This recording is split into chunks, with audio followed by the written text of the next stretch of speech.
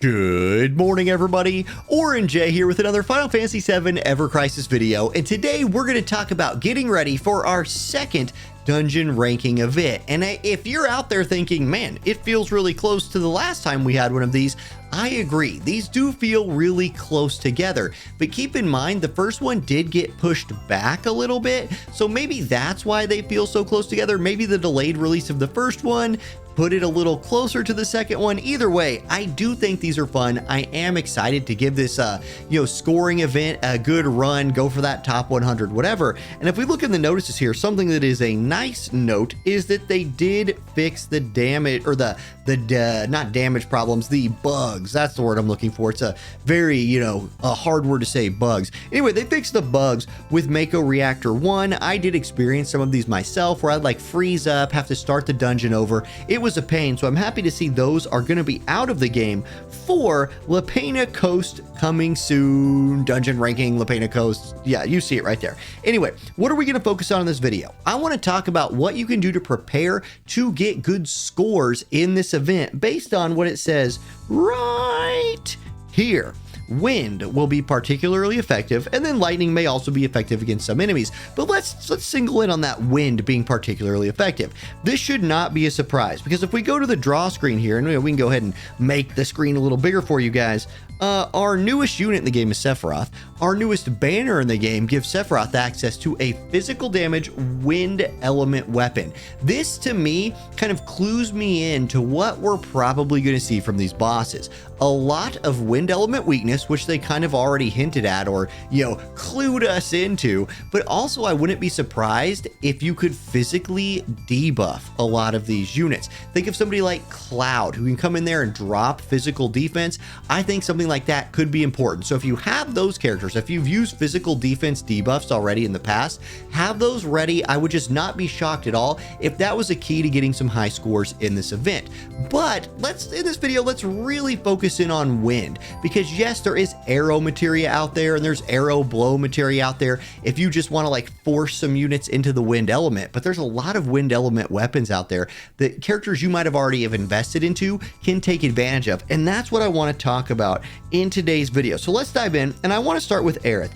Aith, let me just say straight away, she's a unit that I really regret not building. I've loved using Matt, he's been great. Aith's a better healer than him, and she's looking like a better damage dealer maybe too. She has the potential to be really good in this event if physical type isn't super important, because Aith has access to Raging Sphere plus or plus depending on how many Prism Rods you have. You can see this is up to an 800% single target magic wind element damage, and it has boost wind potency on it. So this weapon has a great combo of not only a wind element attack but wind potency boost R ability. This will be a very important weapon for your builds if wind element weakness is a key. So if you have Prism Rod built, Aith will be useful, or this could be useful as a sub weapon to take advantage of those R abilities right there. So a good weapon to have built.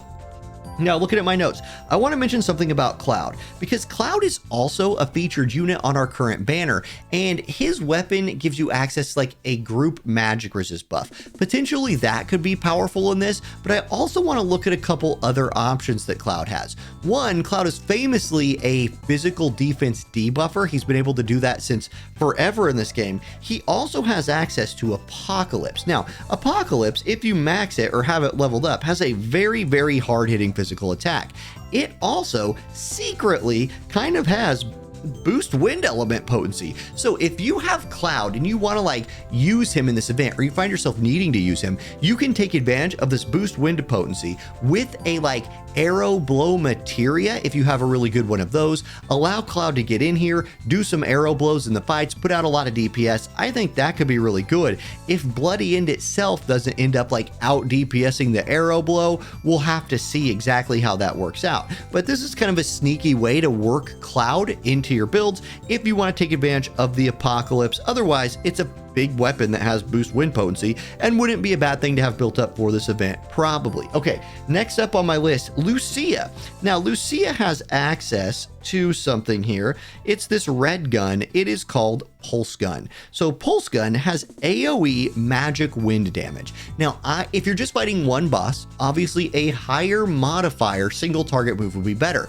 But think about the soldier fight in the first scoring reaction dungeon. It was really important to be able to just wipe those guys off the map. Maybe this is something that could help you just like AoE take down a group fight real quick. It's something to keep an eye on. It's also another gun that has boost wind potency on it. So keep an eye out for these boost wind potency things. This has AoE magic wind damage and boost wind potency. If you're building Lucia, if you've invested into Pulse Gun, that could be a good option for you. Okay, next on my list is the most obvious one of all. It's Sephiroth's newest weapon. Like, don't need to say much about this. It's been talked about a lot recently.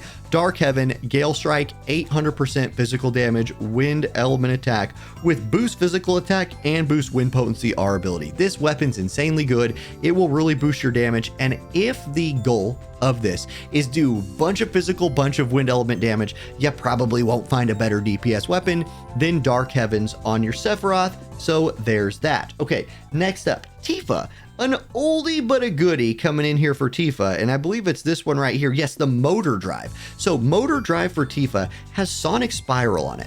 It's not as big of a modifier, it's close, but it's not quite as big of a modifier as Sephiroth's single target physical damage dealing weapon, but it's 790%. It also has boost physical attack and boost wind potency, so those R abilities are a big deal on this. Motor Drive, if you've built it out, Tifa's going to benefit from that, or any other unit that you have using this as like a sub weapon will benefit from those. So Motor Drive looking like something worth investing in for this upcoming scoring event dungeon. Okay, does anybody else out there have a really hard time? Maybe it's just me, like saying the scoring dungeon scoring ranking event. My mind just cannot process those words. I don't know. It's been a long day. It's a Monday. Okay, then last up, I did make note of Zack having a weapon here. Zack has the Falchion or Falchion. That's another word I have a hard time saying. That's the cutlass. Zack, show me your Falchion. Hold on. Of course, like my brain is now melting down. Is it this one? Guys, we're going to go through these one by one. You can tell I don't like, there we go. Tell Zack's like not my main guy here. But Falchion does have a AoE physical wind damage ability. It's the only physical AoE ability of the list. It has boost physical attack and boost wind potency. So Falchion could be worth building up if you're playing Zack, or if you want to use this as like a sub weapon or something like this. That's kind of the look right there at what wind element weapons we have access to in the game.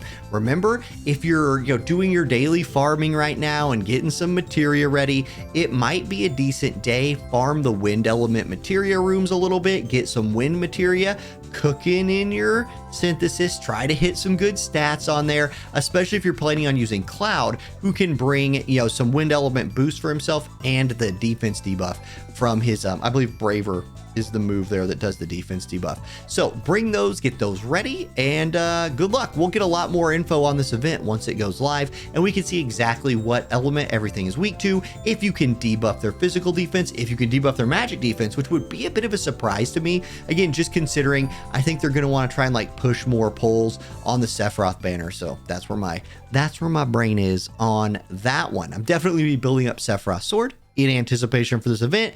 Thank you all for watching. Have a great day, and I'll catch you next time. Peace.